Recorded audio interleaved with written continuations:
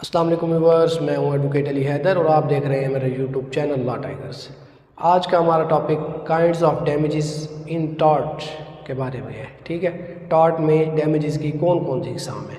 कुछ डैमेजेस की इकसाम कॉन्ट्रैक्ट में भी हैं, उसमें कुछ इकसाम यही हैं जो टॉर्ट में हैं और कुछ एक्स्ट्रा भी हैं। तो हमारा जो टॉपिक है वो टॉर्ट के हवाले से है और जो डैमेजेस हैं उसका जो कंसेप्ट है उसके लिए मैं एक पहले लेक्चर बना चुका हूँ। वो वीडियो आपको मैं डिस्क्रिप्शन में उसका लिंक दे दूँगा, आप देख सकते हैं। चलते हैं टॉपिक की तरफ। काइंड्स ऑफ डैमेजेस, डैमेजेस की इकसाम में से एक इकसाम है नॉमिनल डैमेजेस। नॉमिनल डैमेजेस क्या होते हैं? These damages are awarded when legal right is infringed but no real loss cause to the plaintiff. ठीक है, लीगली तौर पर किसी का राइट इन्फ्रिंज हो लेकिन रियल लॉस ना हो। ठीक है, जैसे कि एशबे वर्सेस वाइट एक केस लॉ है, इससे आपको समझ लग जाएगी। एशबे ने वोट करना था अपने एक कैंडिडेट को, ठीक है, जबकि वाइट ने इसे वोट देने से रोक दिया। ठीक है, अब जिस एशबे ने जिस कैंडिडेट को वोट देना था वही कैंडिडेट ही विन कर गया, लेकिन फिर भी एशबे ने इसके खिलाफ केस फाइल कर दिया कि मेरा लीगली जो राइट है वो इन्फ्रिंज हुआ है। ठीक है, लीगल तौर पर मुझे नुकसान हुआ है, मैं अपने कैंडिडेट को वोट नहीं दे सका, जबकि रियल कोई नुकसान नहीं हुआ उसे, क्योंकि उसका कैंडिडेट तो विन कर गया। या तो उसका कैंडिडेट हार जाता फिर तो चलो उसे रियल नुकसान होता, रियली तौर पर कोई नुकसान नहीं हुआ लेकिन लीगली तौर पर तो हुआ है, उसे रोका तो गया है। अगर वो उसका कैंडिडेट हार जाता तो ठीक है, तो लीगल तौर पर जो नुकसान हुआ है उस सूरत में जो है ना वाइट को कंपनसेट करना पड़ गया। सो नॉमिनल डैमेजेस क्या होते हैं? जिनमें रियल लॉस ना हो लेकिन लीगल लॉस हो। ठीक है, लॉफुली लॉस हो, लॉफुली कोई राइट इन्फ्रिंज हो बट रियल लॉस ना हो, तो ऐसी सूरत में जो डैमेजेस पे किए जाते हैं वो होते हैं नॉमिनल डैमेजेस। दूसरा जी कंटेम्पचुअस डैमेजेस। कंटेम्पचुअस डैमेजेस नाम से ही जाहिर है कंटेम्प्ट, जैसे हम कंटेम्प्ट ऑफ कोर्ट कहते हैं, wasting of court, wasting the time of court, या फिर तौहीन अदालत भी कह सकते हैं हम इसे। चले, in the type of damages court recognises that the right of the plaintiff is violated. ठीक है, इसमें जी कोर्ट ये तो रिकॉग्नाइज करती है कि प्लेंटिफ का राइट वायलेट हुआ है, but to show that suit brought by him is of such a nature that it has only wasted the time of the court। ठीक है, और शो ये करती है कि आप जो प्लेंटिफ ने केस फाइल किया है, ठीक है, जो सूट उसने फाइल किया है वो just wasting of time of court है। ठीक है, उसने जस्ट कोर्ट का टाइम वेस्ट किया है, वरना इतनी कोई बात नहीं थी। ठीक है, फॉर एग्जांपल एक शख्स है, वो रास्ते से गुजर रहा है, उसने किसी को मतलब चलते हुए किसी को कंधा लग गया उसका।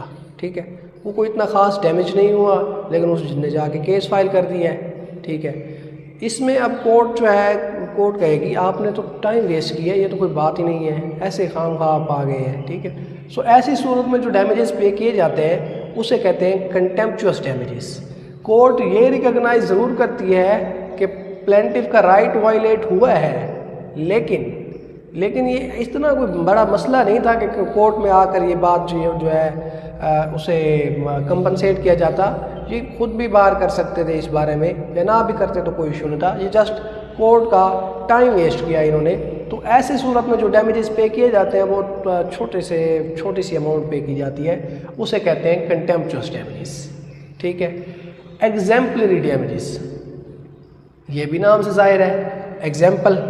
ठीक है, वो देखते हैं the purpose of the these damages is to punish the defendant और the highest amount in compensation.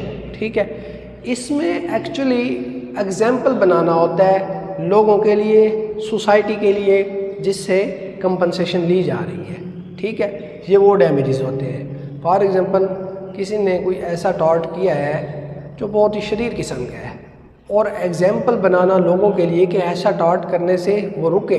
ठीक है, उस सूरत में जो डैमेजेस लिए जाते हैं वो होते हैं एग्जाम्पलरी डैमेजेस। फॉर एग्जांपल किसी ने कोई टॉर्ट किया है, अगर उसका फ़ाइन जो है बनता था 5000, जबकि कोर्ट ने उसे कहा कि आप जो है फ़ाइन पे करें आप जो कंपनसेशन दे रहे हैं आप 50,000 दें, हालांकि इतना नुकसान नहीं हुआ था, लेकिन कंपनसेशन 50,000 की क्यों दिलवाई गई? ताकि लोगों के लिए एग्जाम्पल बन जाए कि ये टॉर्ट हमने नहीं करना, ठीक है, या इस चीज़ से बचना है। तो आगे क्या कहता है? The objective is to create a public example and make people cautious to not repeat the something similar. ठीक है, लोगों को इस चीज़ का कॉशियस बनाना है कि दोबारा ऐसी चीज़ें रिपीट ना करें। लोगों के लिए जब एग्जाम्पलरी डैमेजेस, मतलब कि एग्जाम्पल के तौर पर, ताकि सोसाइटी में लोगों के लिए एग्जाम्पल बन जाए, ऐसे डैमेजेस जब लिए जाते हैं उसे क्या कहते हैं? Exemplary damages. ठीक है, और होते हैं सब्सटेंशियल डैमेजेस। सब्सटेंशियल डैमेजेस होते हैं ओरिजिनल डैमेजेस, जितना नुकसान हुआ होता है, ठीक है, जितना डैमेज हुआ होता है उतने ही पैसे लिए जाएं, ठीक है, या उतना ही किसी को कंपनसेट किया जाए, तो उसे हम कहते हैं सब्सटेंशियल डैमेजेस। फॉर एग्जांपल किसी की गाड़ी का नुकसान हुआ है, ठीक है, गाड़ी का नुकसान हुआ है 15,000 रुपये, किसी से स्टार्ट हुआ है, कोई एक्सीडेंट हो गया है, फिर 15,000 नुकसान हुआ है और प्लेंटिफ को 15,000 ही लेके दिया गया है, तो ये उसका एक्चुअल लॉस था। ठीक है, एक्चुअल लॉस है और एक्चुअल डैमेजेस लेके दिए गए हैं, तो इन डैमेजेस को हम क्या कहते हैं? Substantial damages. जबकि इसमें था एक्चुअल लॉस नहीं हुआ था, जस्ट लीगल राइट वायलेट हुआ था।